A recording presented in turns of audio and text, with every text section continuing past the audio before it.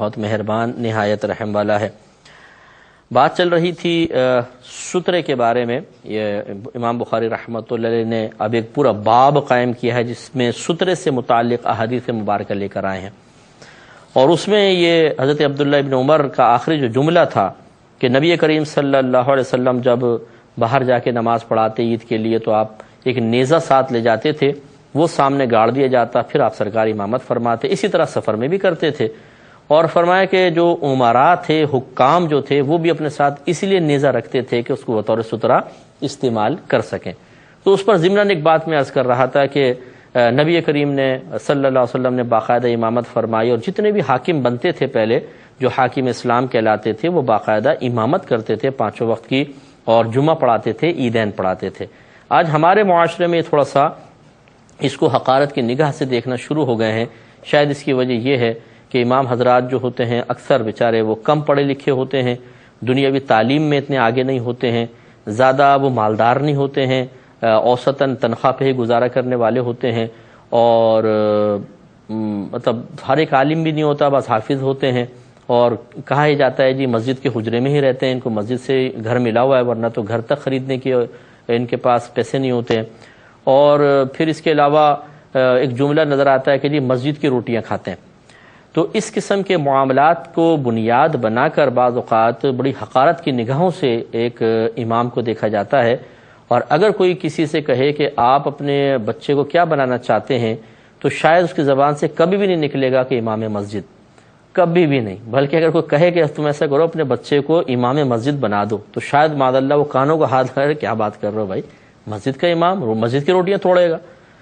تو میں یہ گزارش کرتا ہوں کہ اگر آپ واقعی یہ سمجھتے ہیں کہ ان امور کی بنا پر مصلی رسول پہ کھڑا ہوا ایک شخص قابل تعظیم نہ رہا تو ان امور کو ختم کر دیں، آپ اس کو ختم کریں تاکہ جو شخص واقعی قابل تعظیم ہے وہ عزت پائے۔ وہ کس طریقے سے ہوگا؟ وہ اس طریقے سے ہوگا کہ امامت کا حقدار بننے کے لیے کچھ لوگ آگے آئیں۔ مثال کے طور پہ اچھے ویل ایجوکیٹڈ پڑھے ہوئے اچھے مالدار لوگ جو مسجد کی سیلری تک نہ لیں، ٹھیک ہے، اپنے بلکہ وہ نماز بھی پڑھائیں اور سیلری بھی دیں، اور مسجد کا حجرہ استعمال نہ کریں، مسجد کی روٹیاں نہ کھائیں۔ اب کیا کوئی ان کے اوپر انگلی اٹھا سکے گا؟ ایک آدمی اگر ایک عالم اور ایک مسجد کا امام مرسیڈیز میں آئے، ایئر کنڈیشن گاڑی ہو، آئے نماز پڑھائے، لوگوں سے پیار محبت سے ملے اور چلا جائے، تو کیا پھر بھی امام کی تعظیم نگاہوں سے گرے گی؟ اب آپ کہیں گے مفتی صاحب کیا کہہ رہے ہیں آپ، یہ کیا مطلب بچوں والی باتیں شروع کر دیں، کہاں امام، کہاں اس کے پاس مرسیڈیز؟ تو میں بڑی معذرت کے ساتھ عرض کرتا ہوں کہ یہ آپ اصل میں چونکہ پاکستان میں رہتے ہیں نا، یا آپ ہندوستان میں ہوں گے تو یہاں کے اماموں کا حال ایسے ہی ہے، ورنہ آپ چلے جائیں ذرا عرب کنٹریز میں۔ میں کافی پہلے کی بات ہے، میں مسقط گیا تو وہاں پر ایک جگہ نماز پڑھی، تو تھوڑی دیر بعد ایک صاحب نکلے اور مرسیڈیز گاڑی میں گئے، تو کسی نے مجھ سے پوچھا کہ آپ کو پتہ یہ کون ہے؟ میں کہ مجھے تو معلوم نہیں۔ کہا اس مسجد کے امام صاحب ہیں، اور ان کو گورنمنٹ نے بہترین رہائش دی ہوئی ہے، وی آئی پی رہائش، زبردست قسم کی رہائش ہے، اور مرسیڈیز کار ہے ان کے پاس، اور اتنی بھاری سیلریز ہیں کہ یہاں پر امامت حاصل کرنا یہ مطلب قابل فخر سمجھا جاتا ہے۔ تو یہ بہت اچھی بات ہے کہ اس طریقے سے وہ چیز دیکھیں۔ میں اس لیے خاص طور پہ اس کے لیے عرض کر رہا ہوں کہ مصلی رسول یہ کوئی معمولی چیز نہیں ہے۔ اللہ کے نبی یہاں پہ کھڑے ہوئے نماز پڑھائیے تو کوئی معمولی چیز نہیں ہے، اور ہم نے اتنا حقیر بنا دیا اس کو کہ اس پہ کھڑا ہوا آدمی، میں نے جیسے عرض کیا کہ بہت چھوٹا سا نظر آتا ہے ہمیں، بہت چھوٹا سا، تنخواہیں معمولی رکھی ہوئی ہیں، ان کی عزت نہیں کرتے ہیں، اور زیادہ تر بس وہی کہ دنیاوی تعلیم سے عاری لوگوں کو جگہ دے دی جاتی ہے تاکہ ان کو ڈانٹنا بھی آسان ہو جائے، ان کی بے عزتی کرنا، ان کو ذلیل کرنا بھی آسان ہو جائے۔ اس روش کو بدلنا ہوگا، یہ تبدیل ہونی چاہیے۔ کاش پڑھے لکھے نوجوان آگے آئیں، وہ دین بھی سیکھیں، اور اچھے کاروباری لوگ آگے آئیں، دین سیکھیں، اور پھر وہ مسجدوں کے اندر باقاعدہ امامت کریں، اور اچھی طریقے سے ویل ایجوکیٹڈ لوگوں کو وہ دین کی تعلیمات جدید مثالوں کی روشنی میں سمجھائیں، تو اس معاشرے میں بہترین انقلاب پیدا ہو سکتا ہے۔ لیکن بات وہی ہے کہ ہم نے مسجد کا ٹھیکہ دے دیا ہے، اسی طریقے سے مختلف عام قسم کے لوگوں کو جو ہمارے نزدیک عام ہے، میں ان کو خاصی سمجھتا ہوں، عام قسم کے لوگوں کو جو ہم سمجھتے ہیں انہیں ٹھیکہ دے دیا ہے، اور خود وہاں جانے کے لیے تیار نہیں، اور ان کو عزت دینے کے لیے تیار نہیں۔ اس سے بڑا مسئلہ پیدا ہوتا ہے، اور یہ مناسب نہیں۔ ایسے آپ باہر کے ملکوں میں بھی چلے جائیں، USA ہے، UK ہے، امام کی تنخواہ بہت تھوڑی سی رکھی ہوئی ہے، حالانکہ ہر ہفتے اتنا چندہ ہوتا ہے کہ مسجد کے اکاؤنٹ میں کروڑوں روپے ہوتے ہیں، بعض اوقات کروڑوں روپے، بلا مبالغہ میں عرض کر رہا ہوں، پاکستانی اعتبار سے وہ کروڑ تک بھی پہنچ جائیں تو کوئی فنڈ کا کوئی مسئلہ نہیں ہے، لیکن امام کی تنخواہ اتنی سی، بالکل معمولی سی تنخواہ کہ بیچارہ وہ تنگ دستی کے اندر ہی گزارا کرے، وہاں پر بھی نہیں چھوڑا امام کو۔ ہونا ہی چاہیے کہ جب آپ ایک منصب فراہم کر رہے ہیں، اچھے اشخاص کا انتخاب کریں، پڑھے لکھے لوگ ہوں اور معاشی اعتبار سے بھی وہ اچھے ہوں تو بہت ہی اچھی بات ہے، انہیں بھی آگے آنا چاہیے، اور اگر نہیں بھی ہیں مثلا اچھے پڑھے لکھے شخص کو رکھیں اور اس کو اتنی مراعات دیں کہ دیکھنے والے جو ہیں وہ تمنا کریں کہ یار یہ تو بہت اچھی چیز ہے کہ پھر ہم بھی اس طرف آتے ہیں، اتنی عزت، اتنا مقام، اتنا وقار۔ لیکن جب ہم خود اس منصب کو بڑی نگاہ حقارت سے دیکھ رہے ہوتے ہیں تو پھر بہت غلط قسم کے اثرات مرتب ہوتے ہیں، ایسا نہیں ہونا چاہیے۔ آگے چلتے ہیں، حدیث نمبر ہے 495 اور اس کے راوی ہیں حضرت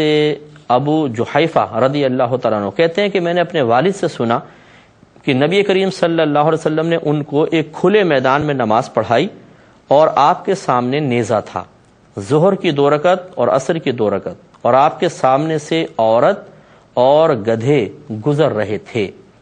یعنی سترہ قائم کیا اور سامنے سے عورتیں بھی جا رہی تھیں، گدھے بھی جا رہے تھے، اور یہ کوئی سفر کی نماز تھی، اس لیے ظہر کی 2 رکعت اور عصر کی 2 رکعت آپ نے وہاں نماز پڑھائی۔ اچھا، یہ خاص طور پہ عورت اور گدھے کا تذکرہ انہوں نے کیا کہ گزر رہے تھے، یہ وجہ یہ ہے کہ یہ اختلاف رہا ہے کہ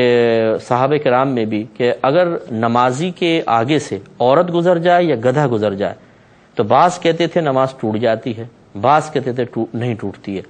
تو چند حدیثیں میں ایسی عرض کر دیتا ہوں کہ ایک حدیث چلے سنا دیتا ہوں آپ کو کہ جس میں نماز کے ٹوٹنے کا ذکر ہے، بخاری کی نہیں ہے، مطلب یہ سنن ابن ماجہ، مسند احمد اور میں مصنف عبد الرزاق وغیرہ میں ہے۔ حضرت ابو ہریرہ رضی اللہ تعالیٰ عنہ بیان کرتے ہیں کہ نبی کریم صلی اللہ علیہ وسلم نے فرمایا، عورت اور کتے اور گدھے کا سامنے سے گزرنا نماز کو منقطع کر دیتا ہے۔ اس کا مطلب یہ ہوا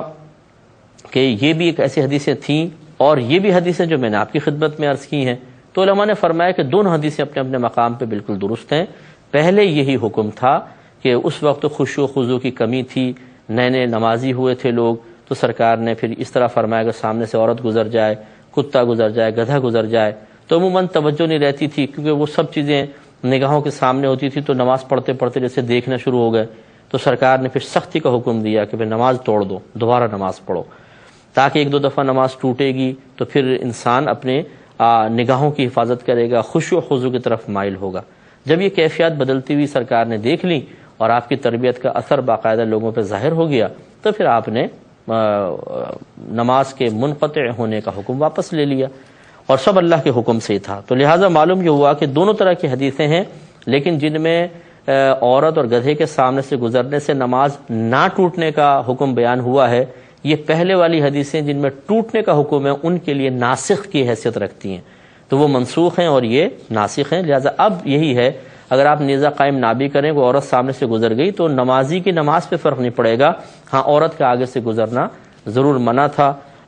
کہ نمازی کے آگے سے گزرنا منع ہے، وہ چاہے عورت گزرے چاہے مرد گزرے، یہ صحیح نہیں ہے، لیکن نمازی کی نماز پہ کوئی فرق نہیں پڑے گا۔ اگلی حدیث پہ آتے ہیں، باب قائم کیا ہے کہ باب قدر کم ینبغی ان یکون بین المصلی والسترہ،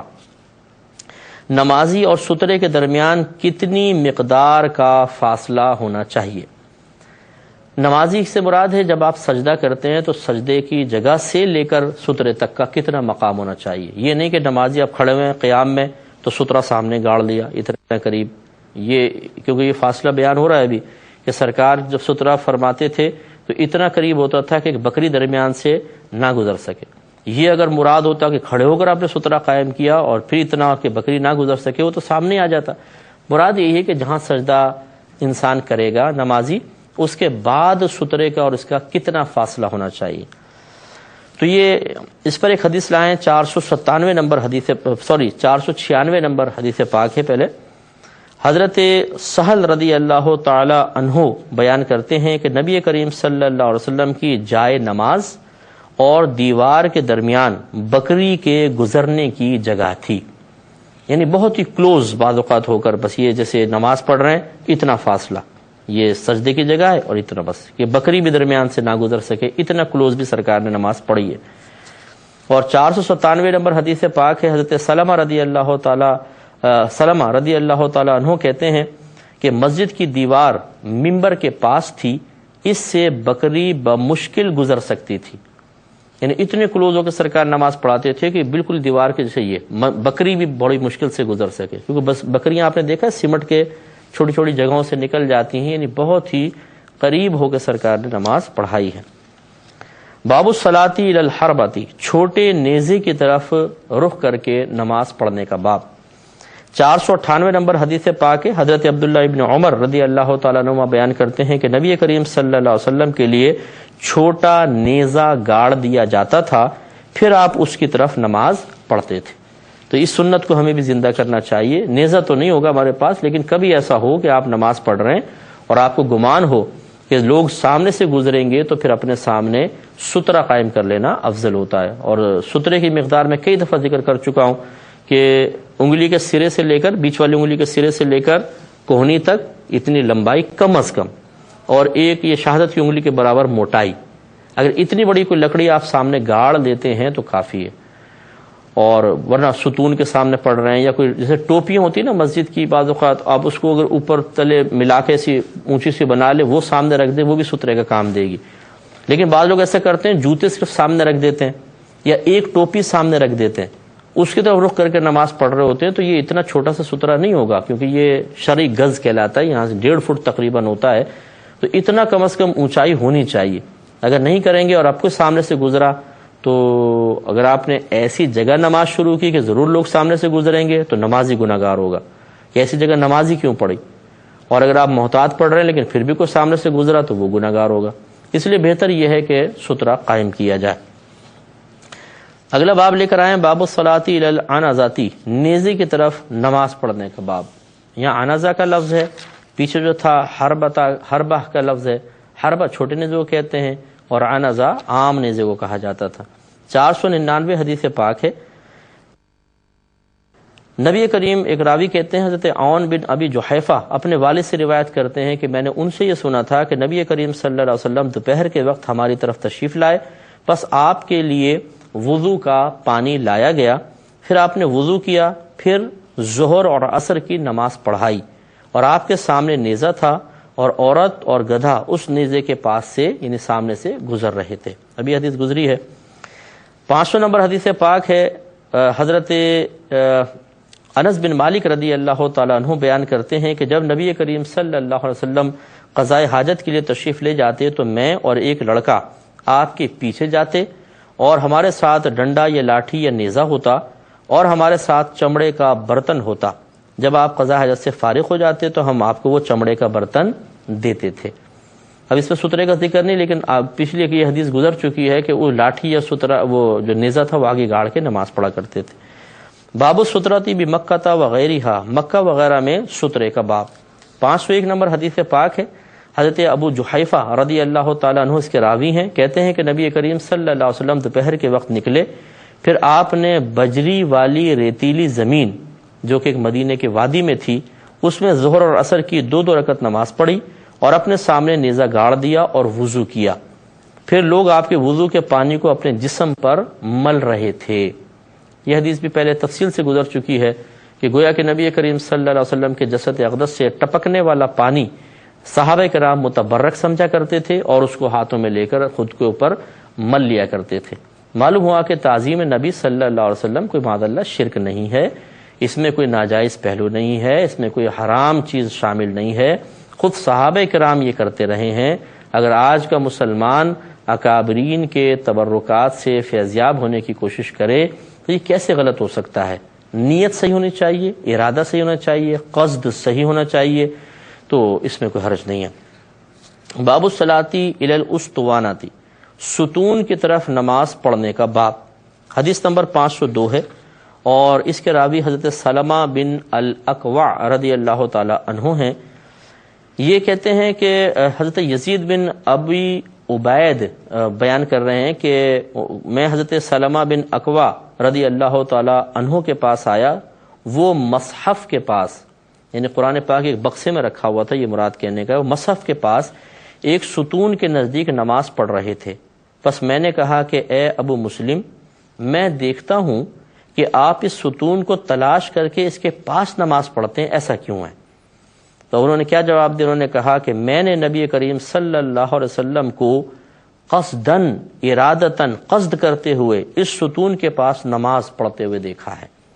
دیکھیے پہلے بھی یہ باتیں گزری ہیں، وہاں حضرت عبداللہ بن عمر تھے، شاید کوئی کہہ سکتا تھا کہ وہ تو آپ کا اپنا ذاتی فعل ہوگا، لیکن یہاں پہ ایک اور آپ سند دیکھیے کہ حضرت یزید بن ابو عبید رضی اللہ تعالیٰ عنہ کہتے ہیں، حضرت سلمہ بن الاکوع بہت جلیل القدر صحابی ہیں،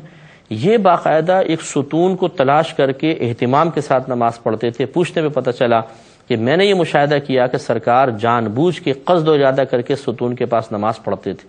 اب یقیناً کوئی نہ کوئی حکمت تھی سرکار کی، تو بس میں بھی اس برکت کو حاصل کرنے کے لیے پڑھ رہا ہوں۔ معلوم یہ ہوا کہ اپنے اکابرین کے معمولات کو دیکھنا، جن مقامات پر وہ بیٹھے ہیں، جہاں پہ وہ کسی چیز کو ٹچ کرتے رہے ہیں، اس کو نوٹ کرنا اور ان کے طریقے کے مطابق پہ چلنے کی کوشش کرنا اور ان مقامات سے حصول برکت کا ارادہ کرنا، یہ کوئی نئی چیز نہیں ہے، یہ 14ویں صدی ہجری یا 15ویں صدی ہجری کے بے وقوفوں کا عمل نہیں ہے یا جاہلوں کا عمل نہیں ہے، بلکہ یہ پڑھے لکھے جلیل القدر صحابہ کرام کا عمل ہے، جن کے عمل پہ چل کے انشاءاللہ لوگ جنت تک پہنچیں گے۔ 503 نمبر حدیث پاک ہے، حضرت انس رضی اللہ تعالیٰ عنہ بیان کرتے ہیں کہ میں نے نبی کریم صلی اللہ علیہ وسلم کے بڑے بڑے اصحاب کو دیکھا، وہ مغرب کے وقت ستونوں کی طرف سبقت کرتے تھے، یعنی بھاگتے تھے، دوڑتے تھے، یعنی بھاگتے سے مراد بےہودہ انداز سے نہیں، یعنی تیزی کے ساتھ جانے کی کوشش کرتے تھے اور ایک دوسرے سے آگے، سبقت کا مطلب ایک دوسرے سے آگے نکل جانا۔ شعبہ نے حضرت عمر سے، انہوں نے حضرت انس سے روایت کی، حتیٰ کہ نبی کریم صلی اللہ علیہ وسلم حجرے سے نکل آتے تھے۔ تو یعنی ستونوں کے سامنے کھڑے ہو کے نماز پڑھنا زیادہ بہتر سمجھا جاتا تھا، اس کے لیے تیزی سے جاتے تھے۔ باب الصلاۃ بین السواری فی غیر جماعت، بغیر جماعت کے ستونوں کے درمیان نماز پڑھنا، یعنی ستونوں کے درمیان جماعت کے بغیر نماز پڑھنا کا باب۔ 504 نمبر حدیث پاک ہے، حضرت ابن عمر رضی اللہ تعالی عنہما بیان کرتے ہیں کہ نبی کریم صلی اللہ علیہ وسلم اور حضرت اسامہ بن زید، حضرت عثمان بن طلحہ، حضرت بلال رضی اللہ تعالی عنہم بیت اللہ کے اندر داخل ہوئے، پس بہت دیر تک اندر رہے، پھر باہر نکلے تو سب سے پہلے عبداللہ بن عمر کہتے ہیں کہ میں ان کے پیچھے داخل ہوا، پھر میں نے حضرت بلال سے پوچھا کہ نبی کریم صلی اللہ علیہ وسلم نے کس جگہ نماز پڑھی تھی؟ انہوں نے بتایا کہ سامنے کے 2 ستونوں کے درمیان۔ تو اس وقت کعبۃ اللہ میں 6 ستون تھے، یہ فتح مکہ کا موقع تھا، سرکار اندر تشریف لے گا اور آپ نے نماز پڑھی، عبداللہ بن عمر نے معلوم کیا تھا۔ اس پہ انشاءاللہ تبصرہ نیکسٹ پروگرام میں کر لیں گے، اور یہ حدیث گزر بھی چکی ہے، لیکن پھر ایک دفعہ تبرکات کے حوالے سے تھوڑا سا کلام مزید کیا جائے گا۔ اللہ تعالیٰ سے دعا ہے کہ جو کچھ ہم نے سنا اسے یاد رکھنے کی توفیق عطا فرمائے، آمین۔ وآخر دعوانا ان الحمدللہ۔